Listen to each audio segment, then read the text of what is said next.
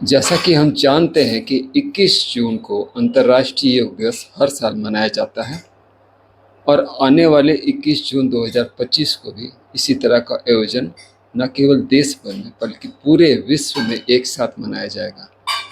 मैं आपको बता दूं कि अंतर्राष्ट्रीय योग दिवस के उपलक्ष्य में एक योगा प्रोटोकॉल भी बनाया गया है। उसी योगा प्रोटोकॉल को हर साल अंतर्राष्ट्रीय योग दिवस के दिन मनाया जाता है। आज हमारे साथ जुड़ी हैं डॉक्टर परिणीता सिंह, जो कि एक योग विशेषज्ञ है और इसके साथ ही उन्होंने योग में पीएचडी की है। आज हम इनसे जानेंगे कि अंतर्राष्ट्रीय योग दिवस के उपलक्ष्य में जो योगा प्रोटोकॉल जारी किया गया है, उस योगा प्रोटोकॉल में है क्या और उसका उद्देश्य क्या है।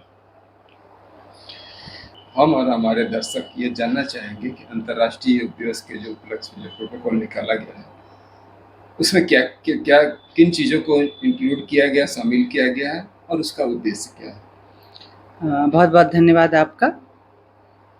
जो हमारा प्रोटोकॉल है, हर साल हम 10 से 11 साल से उसी प्रोटोकॉल को फॉलो कर रहे हैं और जो उसमें हमारा शुरुआत प्रार्थना है, फिर कुछ सूक्ष्म आसनास हैं, उसके बाद योगासन है, उसके बाद षटक्रिया कपालभाति है, प्राणायाम है, ध्यान है, संकल्प है और फिर शांति मंत्र है। और जो उससे बनाया गया है वो हर वर्ग के लिए है, चाहे वो बच्चे हों, बुजुर्ग हों, क्योंकि बहुत सरल है, लेकिन बहुत उसका डीप प्रभाव, हमारे बहुत गहरा प्रभाव हमारे शरीर पर, मन पर, हमारे भावनाओं पे पड़ता है। जैसे देखिए, खासकर जो इस बार का थीम है हमारा, yoga for one earth one health. अब जैसा कि हम जानते हैं हमारे कल्चर में कि हम किसी चीज़ों को सिर्फ व्यक्तिगत रूप से नहीं लेते, हम समाज के लिए सोचते हैं, हम देश के लिए सोचते हैं और हम पूरे विश्व के लिए सोचते हैं। तो वसुधैव कुटुंबकम। अब आप देखिए जो हमारा प्रार्थना है, संगच्छध्वम संवदध्वम, तो ये जो हमारा प्रार्थना शुरू होता है उसमें है कि हम साथ चलें, हम साथ रहें, हमारा मन साथ हो। हमारे देव थे, उनका जो आचरण था वो इतना वंदनीय था। यहाँ से शुरू होता है कि एक मतलब साथ चलने वाला, यहाँ से हमारा जो प्रार्थना है वो शुरू होता है, जो प्रोटोकॉल में है। उसके बाद कुछ सूक्ष्म व्यायाम दिए हुए हैं, जिसमें गर्दन को हम लोग आगे पीछे दाएं बाएं करते हैं, स्पाइन को थोड़ा ट्विस्ट करते हैं। इसलिए है क्योंकि ये गले वाले जो अभ्यास हैं वो हमारे मस्तिष्क और शरीर को जोड़ने का काम करता है। तो हम दोनों के बीच का कोऑर्डिनेशन अच्छा हो, इसलिए उस अभ्यास को पहले रखा गया है। हाँ, उसके बाद है योगाभ्यास में कुछ स्टैंडिंग ग्रुप हैं, वृक्षासन है, ताड़ासन है, पादहस्तासन है, इस तरह के अभ्यास हैं ताकि हमारे जो 4 लिम्स हैं वो मजबूत हों, बॉडी अलाइनमेंट हमारा सही हो, हमारा एक पर्सनालिटी जो एक उभर कर आना चाहिए, जो हम दिखने में अच्छे लगे, सही लगे, उस तरह के कुछ अभ्यास हैं जो हमारे व्यक्तित्व को निखारने के काम आएंगे। फिर कुछ सिटिंग पोस्चर वाले भद्रासन है, वज्रासन है, शशांक आसन है, जो हमारे मन मस्तिष्क को स्थिर शांत करेगा। मन मस्तिष्क जैसे ही स्थिर शांत होगा तो हमारा जो आंतरिक अंग है उस पर उसका प्रभाव पड़ेगा, सभी रिलैक्स होंगे, श्वास दर कम होगा, डायस्टोलिक सिस्टोलिक प्रेशर थोड़ा सा डाउन होगा, तो ऑर्गन्स जो हैं अच्छे से काम करेंगे। उसके बाद कुछ अभ्यास है जो हम लेट के करते हैं, हाँ, वायु निष्कासन है, हाँ, ये पवन मुक्त आसन है, विंड रिलीजिंग आसन है, या फिर उत्तान पादासन है, या सेतु बंद आसन। इस तरह के अभ्यास हमारे डाइजेस्टिव सिस्टम के लिए, रिप्रोडक्टिव सिस्टम के लिए। कुछ पेट के बल लेट के करने वाले हैं, प्रोन पोज वाले, जिसमें भुजंगासन है, शलभासन है, मकरासन है, जो स्पाइन की फ्लेक्सिबिलिटी के लिए है। स्पाइन हमारे मस्तिष्क का एक भाग है और उसके साथ स्पाइन के साथ जो 31 पेयर्स नर्व्स हैं जो हमारे अंगों में जाते हैं, उसको स्टिमुलेट करता है ये तीनों अभ्यास। तो इस तरह से हम देखेंगे कि योगाभ्यास जो है कम आसनों में आपको पूरा बेनिफिट इससे मिल जाएगा, पूरे शरीर के एक एक अंग को ये प्रभावित करता है। उसके बाद है प्राणायाम से पहले हम लोग क्या करते हैं कि कपालभाति। कपालभाति प्राणायाम नहीं है, ये षटक्रिया है। और जैसा कि हम जानते हैं कि 6 षटक्रियाएं हैं, जिसमें अलग अलग अंगों के लिए अलग अलग क्रियाएं हैं, नीति है, बस्ती है, इस तरह से है।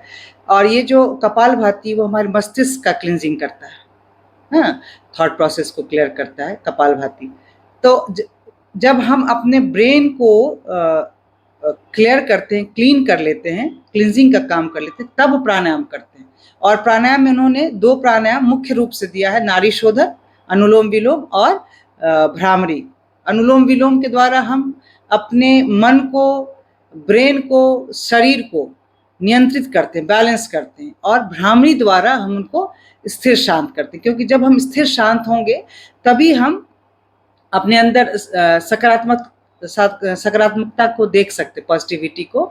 तो इसलिए वो करना चाहिए। उसके बाद ध्यान है कि जब हम स्थिर शांत होंगे प्राणायाम के द्वारा, फिर हम ध्यान के द्वारा अपने अंदर के जो फियर है, एंग्जाइटी है, डिप्रेशन है, हाँ, एंगर है, इसको हम रिमूव कर सकते हैं।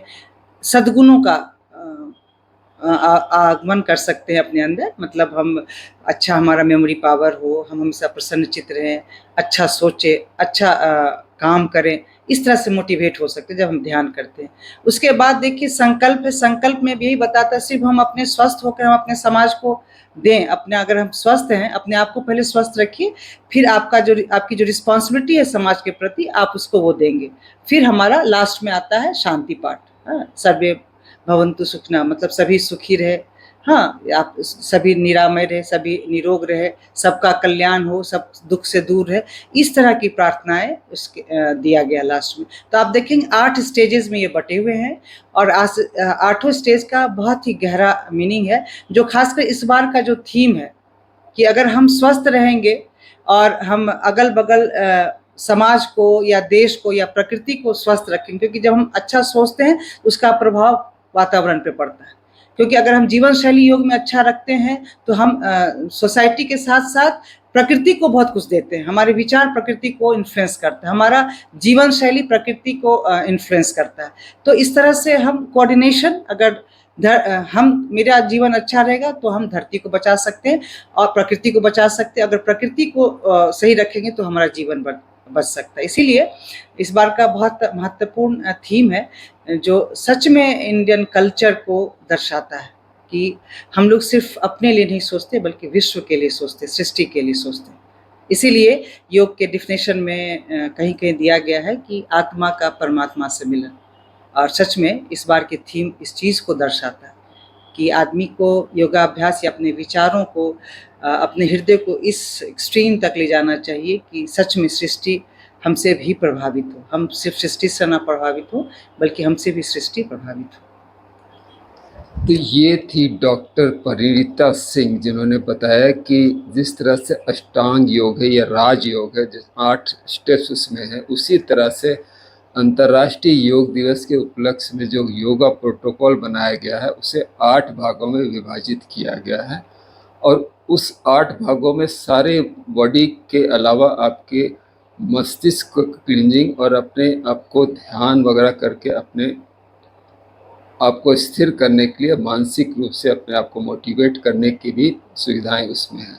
इसके साथ ही उन्होंने बताया कि योगा प्रोटोकॉल एक ऐसा प्रोटोकॉल है जो एक कॉमन मिनिमम प्रोग्राम की तरह आता है, जिसको छोटे बच्चों से लेके बड़े बुजुर्ग तक भी आराम से इजीली कर सकते हैं। और इन्होंने ये भी बताया कि एक ऐसा प्रोटोकॉल है जो साल में एक बार 21 जून को इसी प्रोटोकॉल को अभ्यास किया जाता है, और न केवल गली मोहल्लों में और शहरों में, बल्कि पूरे देश में नहीं, पूरे विश्व में एक साथ इसी प्रोटोकॉल को फॉलो करते हुए, अपनाते हुए लोग इस अभ्यास को करते हैं। बने रहिए हमारे साथ। रांची से मैं जगदीश सिंह।